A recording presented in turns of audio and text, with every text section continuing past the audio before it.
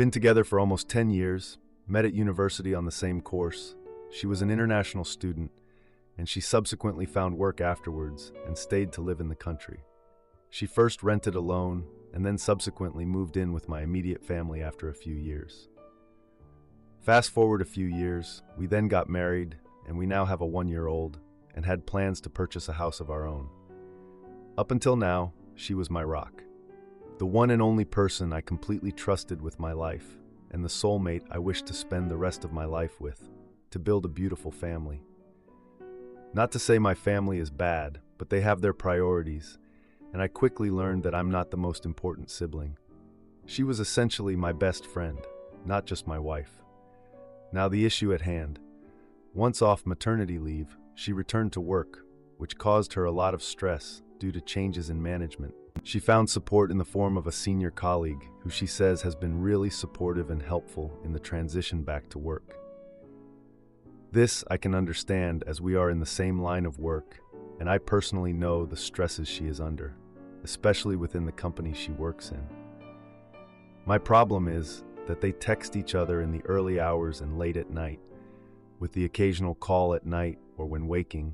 I am not always present at those times due to varying bedtimes and wake-up times, but I have seen the call logs.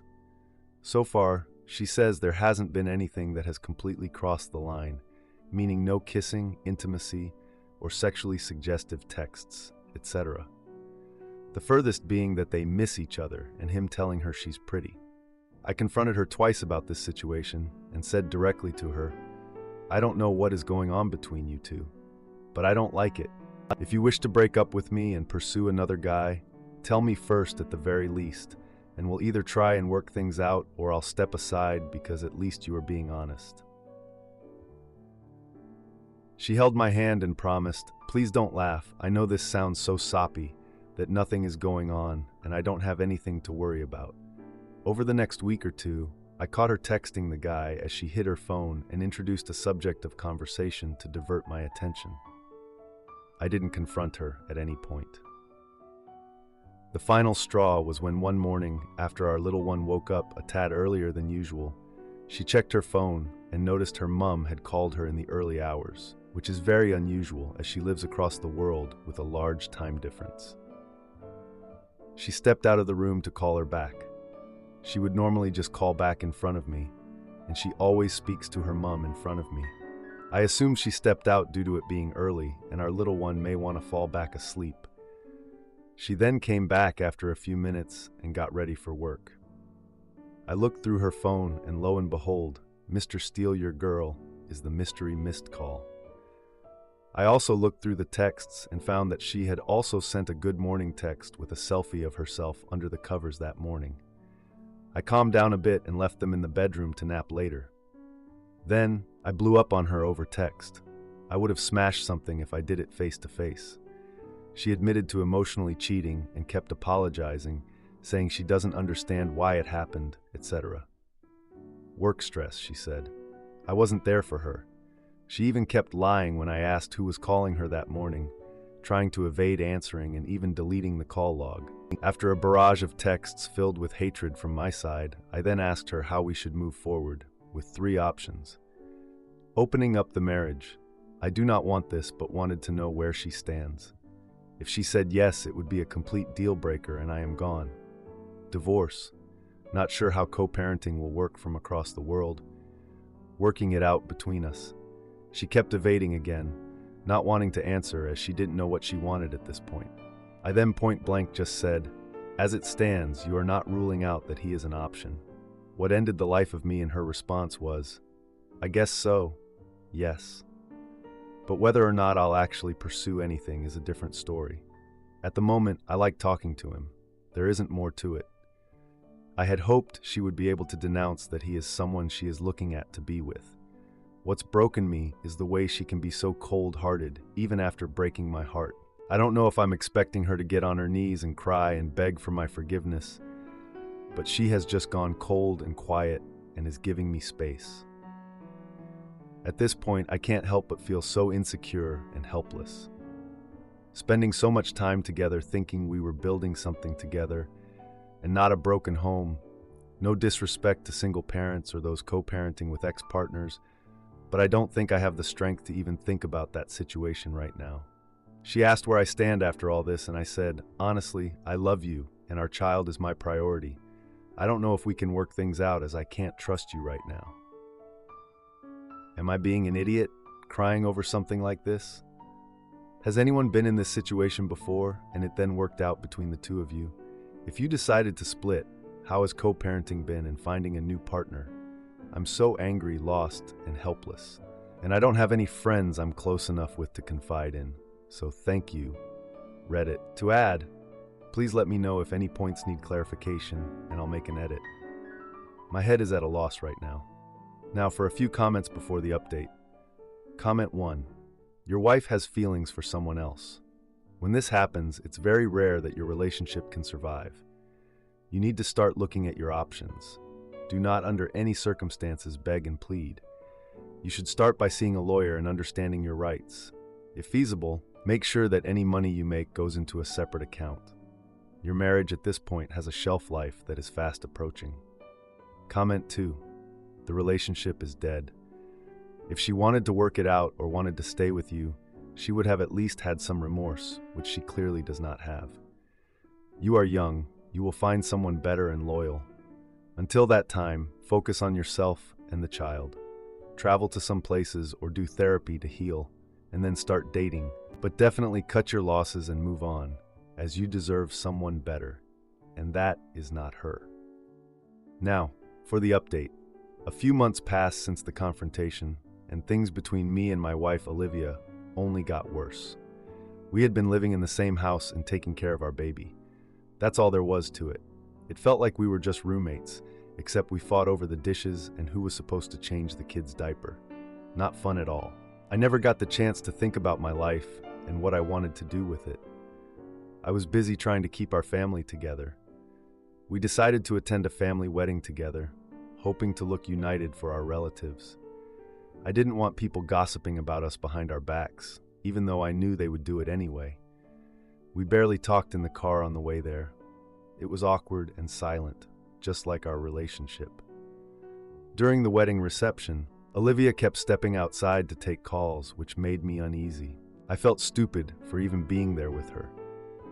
I kept seeing her laughing and smiling during her calls, which felt like an insult. At one point, I overheard her saying, "I wish you could be here," while on a call, making my stomach drop. I confronted her about the calls that night, but she insisted it was just work-related chatter. I didn't believe her for a second. The next day, while packing for our trip to my parents' house, I discovered a hidden text thread on her phone.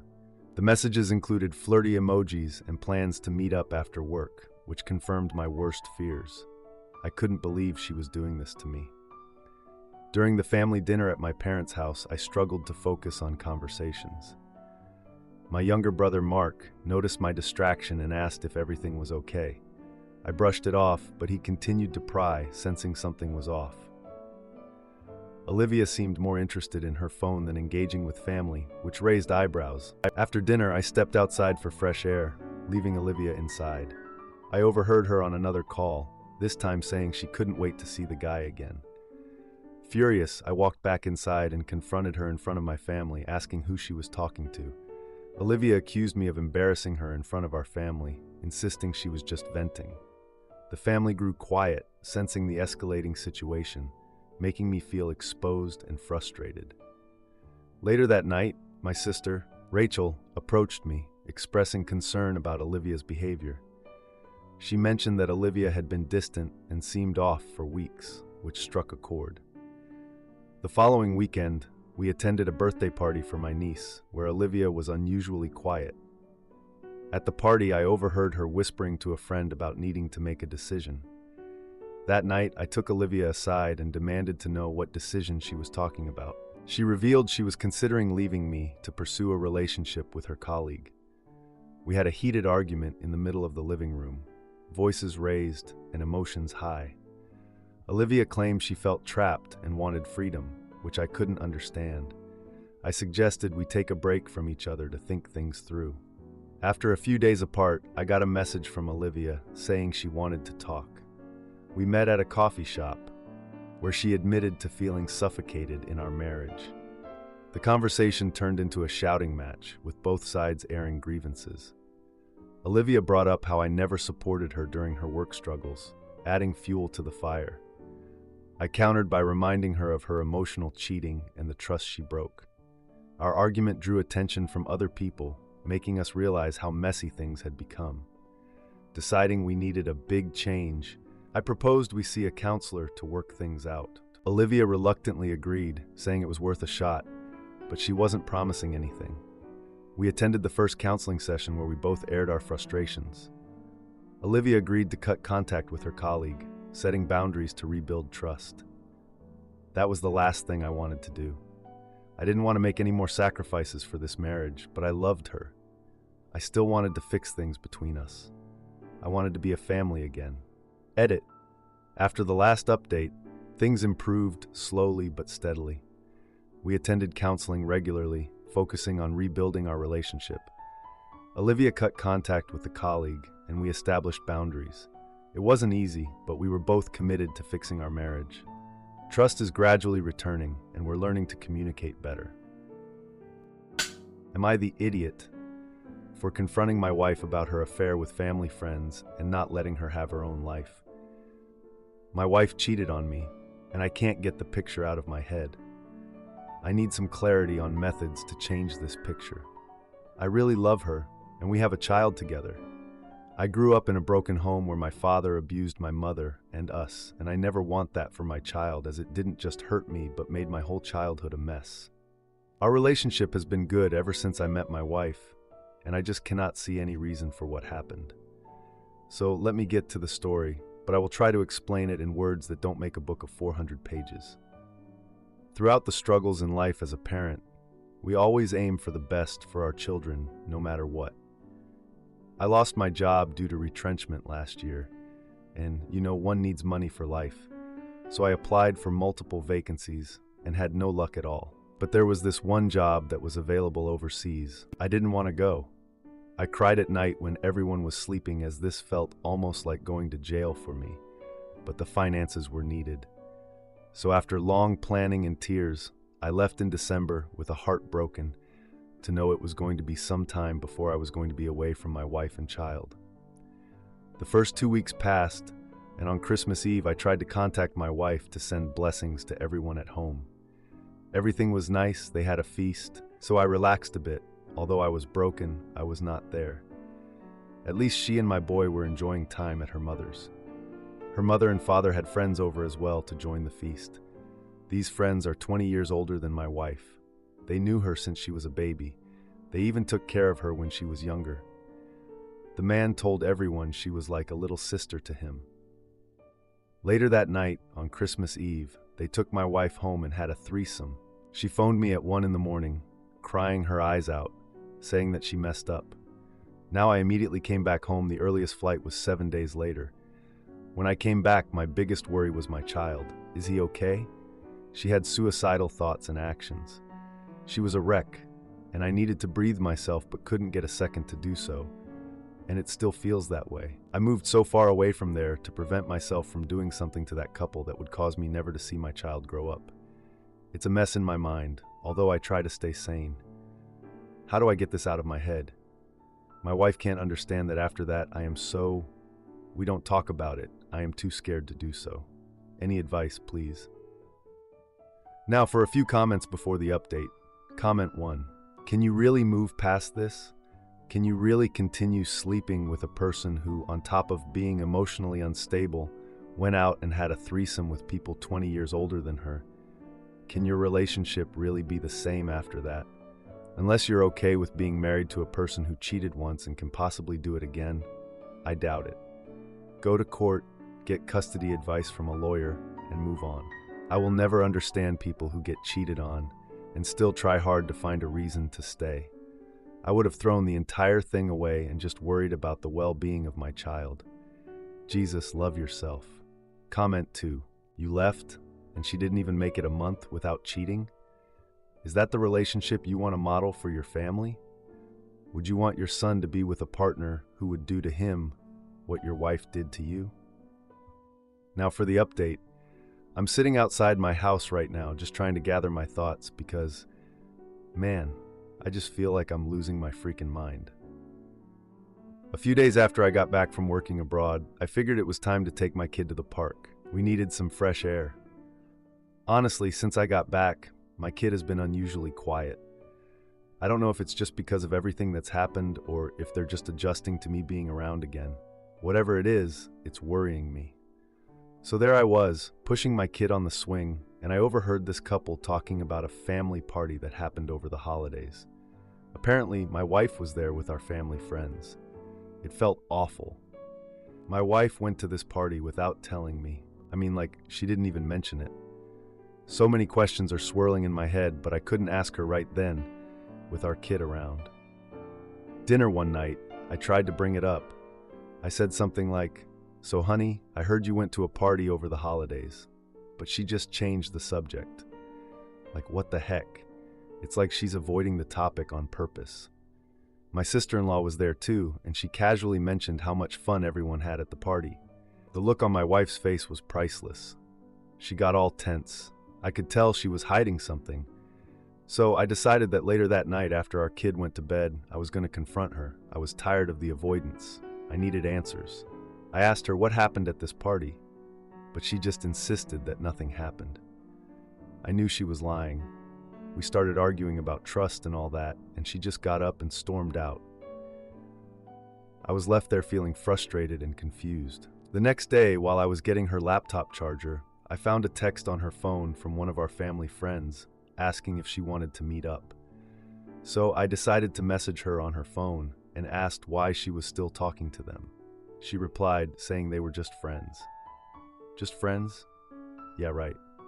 A few days later, it was our kid's birthday, and we had a family gathering. I was just trying to enjoy the day, but during the cake cutting, I caught my wife whispering with one of our family friends. Yeah, that triggered my anxiety. I pulled her aside and said, "Listen, I don't like how close you are with this friend. It's making me uncomfortable." But she just brushed it off, saying I was being paranoid. "Trust her," she said. "It's hard to trust when you feel like you're being lied to. I just want to protect our family. I need to keep an eye on what's going on."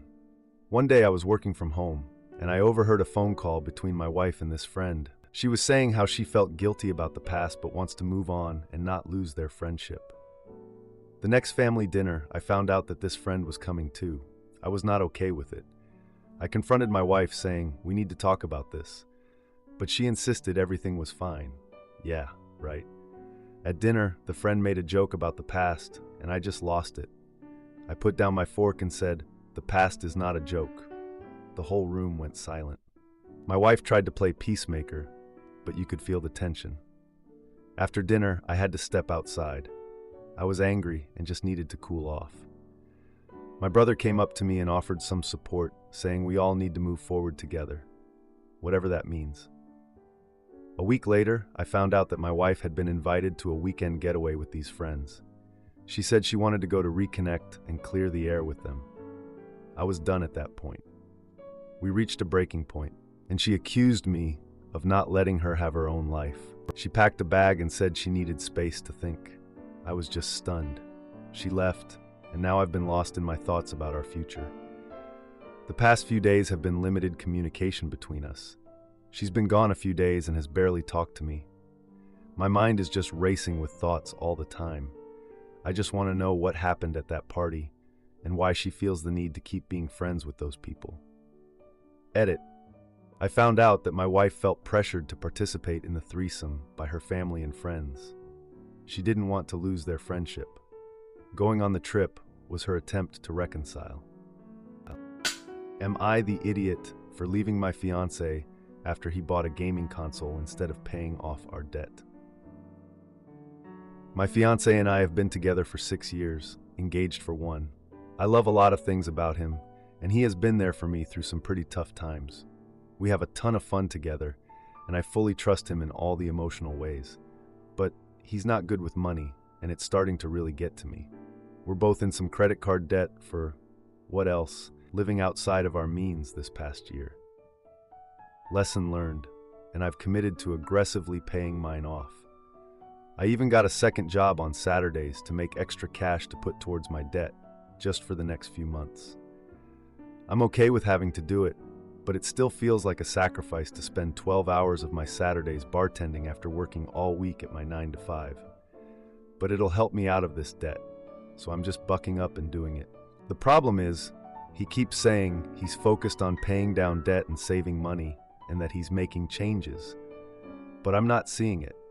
I have one credit card that I added him as an authorized user to about 2 years ago so we could use it for travel expenses and household needs, that kind of thing.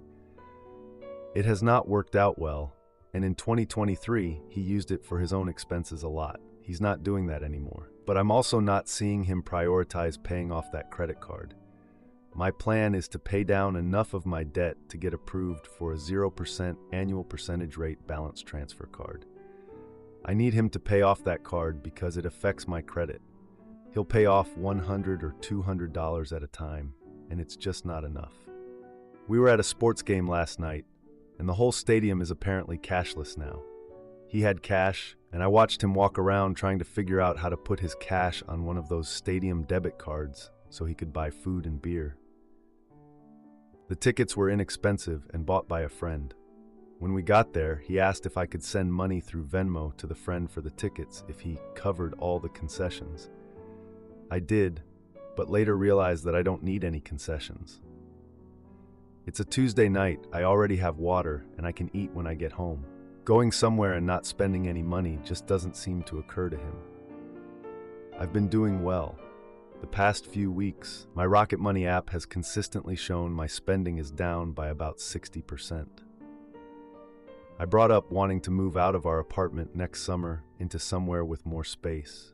He said maybe, but that it's hard to think about since he's mostly focused on paying down his debt.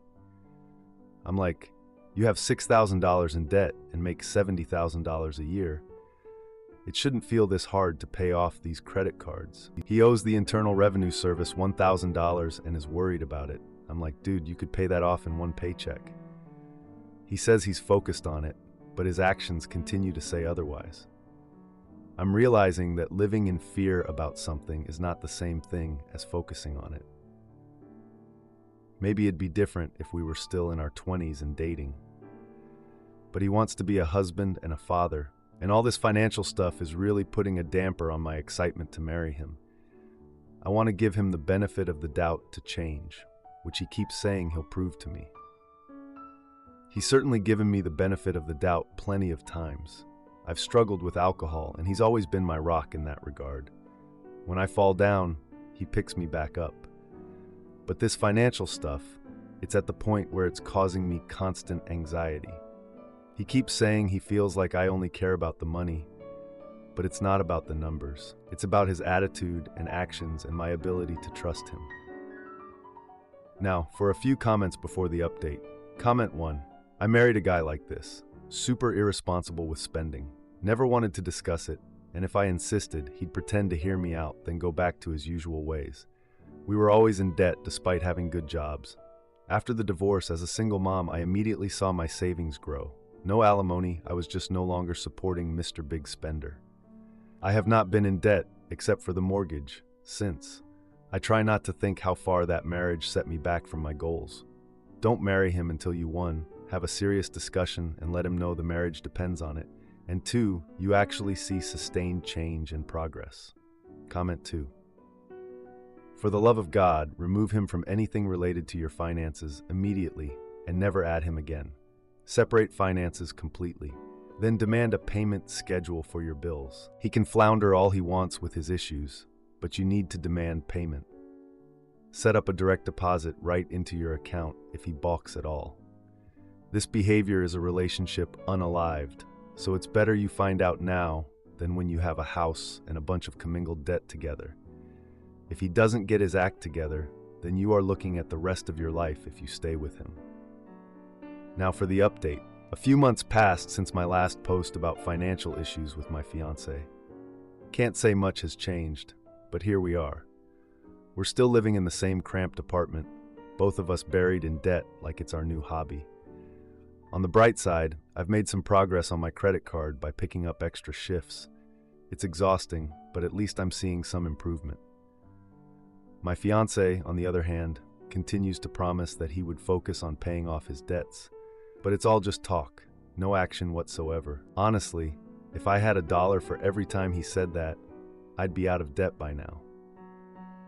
We had a family dinner at my parents' house for my mom's birthday.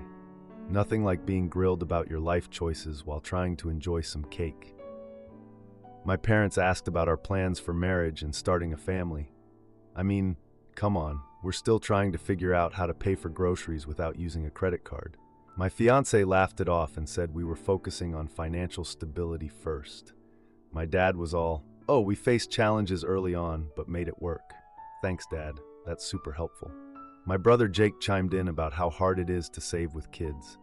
My mom was just giving me this look like, "You're not getting any younger." During the dinner, my fiancé excused himself to take a call outside. I overheard him talking about a new gaming console he wanted to buy. What the heck? He returned and acted as if nothing happened, not even mentioning the call. I'm sitting here like, did you really just talk about buying a gaming console while we're struggling to put food on the table? The next week, we went to a friend's wedding, and he asked if we could buy a gift from a luxury store. I reminded him about our budget and the importance of saving. He rolled his eyes and said I was being too uptight about money. Excuse me? I'm the only one actually doing something about our finances, and I'm the uptight one. A few days later, I found out he had purchased the gaming console anyway. I confronted him about it, and he insisted it was a good deal and he could handle it. We argued, and he accused me of not supporting his interests. I mean, sure, let's support his interests while we're living in a cardboard box because we can't afford rent. I decided to stay at my parents' place for a few days to cool off. While there, my mom asked me about our future plans, and I explained the money issues. She shared her concerns about my fiancé's spending habits. It's nice to get some support from my family, but at the same time, I know they're worried about me. We had a family game night, and my brother mentioned how he and Rachel saved for a house. Yeah, that struck a nerve. I returned home and found my fiancé still playing video games, ignoring the mess around us. I asked about his plans for paying off his debt, and he changed the subject. Classic. We had a disagreement about going out with friends instead of staying in to budget. He went out anyway, saying he needed a break. The next morning, I found an empty credit card bill that he hadn't mentioned. It turned out he had been using my credit card again for personal purchases. I confronted him, and he claimed it was just a few small things. A few small things? Really?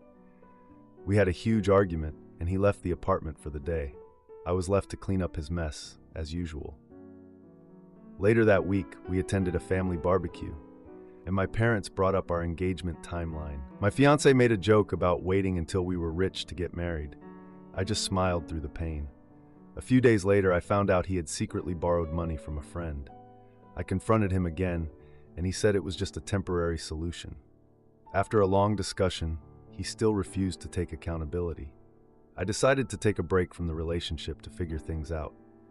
I left him a note explaining my decision to step back. He didn't try to stop me. Honestly, I'm not even surprised at this point. To answer a few questions, my fiancé has a stable job with a decent salary, and I have voiced my concerns about his spending habits and lack of progress on his debts multiple times. If you like this video, you'll probably like these too. Also, while you're here, please consider subscribing. It's your support that keeps this channel alive and allows me to make better and longer videos. Have a great day.